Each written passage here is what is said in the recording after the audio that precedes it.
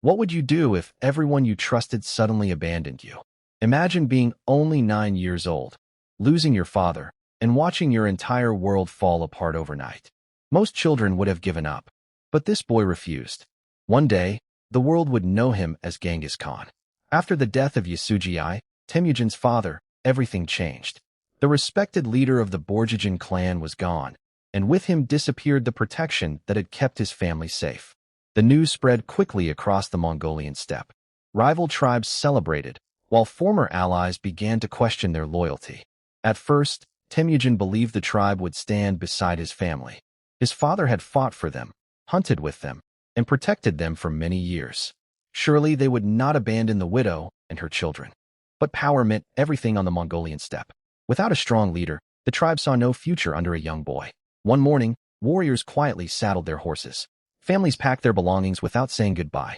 One after another, they rode away into the endless grasslands, leaving only dust behind. Temujin stood beside his mother, Holon, unable to understand what was happening. Everything they had known disappeared in a single day. The camp that had once echoed with laughter, horses, and warriors became silent. Empty tents stood in the cold wind. The family had no army, no protection, and almost no food. Yet Holon refused to surrender. She gathered her children and spoke with calm determination. "We still have our hands. We still have our courage. As long as we stay together, we will survive." Those words became the foundation of Temujin's life. From that day onward, survival became their only mission. Every sunrise meant another desperate search for food. They wandered across the harsh Mongolian wilderness collecting wild berries, digging edible roots from the frozen ground, catching fish in icy rivers, and hunting small animals whenever luck was on their side. Many nights, the family went to sleep with empty stomachs. The freezing wind never stopped. Wolves circled their lonely camp after dark, waiting for weakness. Every sound in the night reminded them how helpless they had become. But hardship was quietly creating something extraordinary. Temujin was learning lessons no prince or nobleman could ever learn. He discovered that strength is born from suffering. He learned that loyalty cannot be bought. And he realized that those who survive the hardest trials often become the strongest leaders.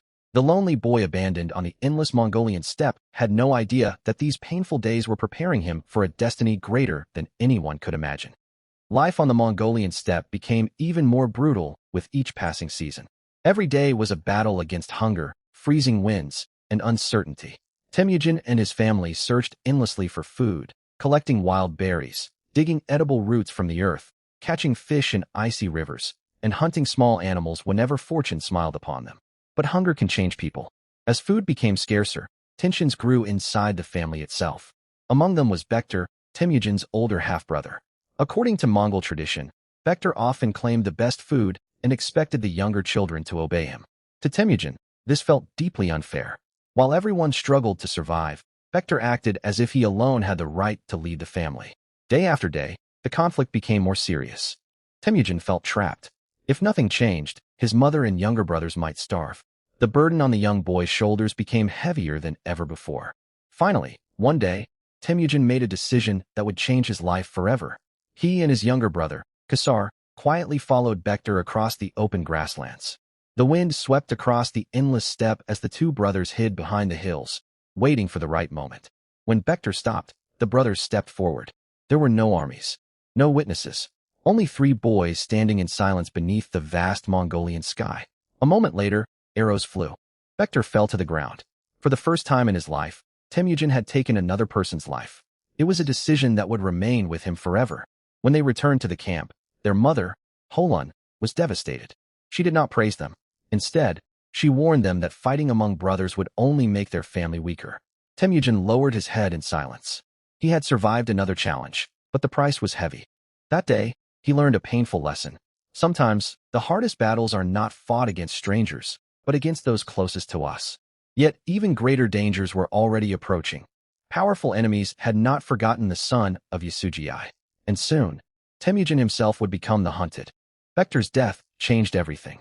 Although Temujin believed he had protected his family, the incident quickly spread across the Mongolian steppe.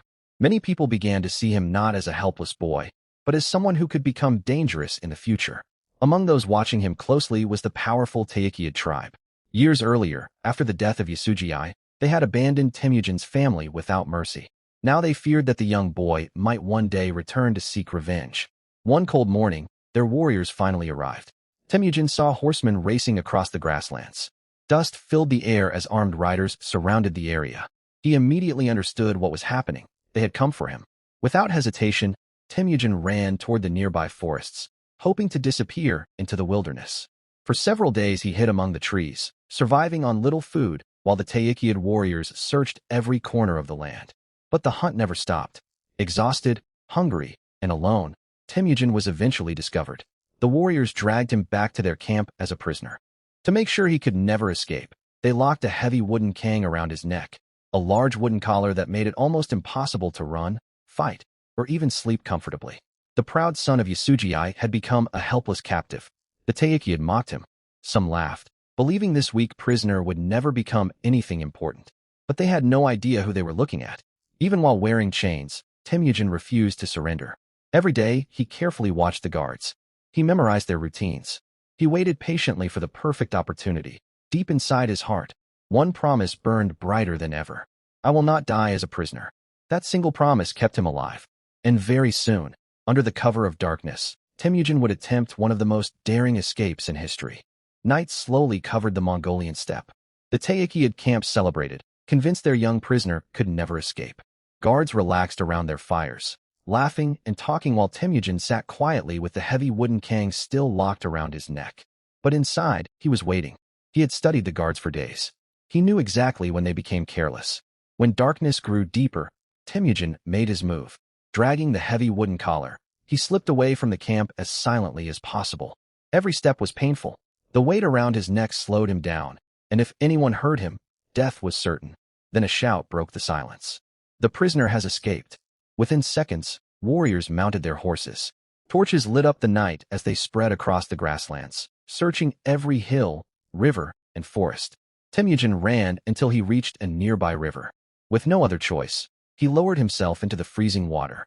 Only his nose remained above the surface while the rest of his body stayed hidden beneath the reeds. The cold was unbearable. His muscles trembled. Every second felt like an hour.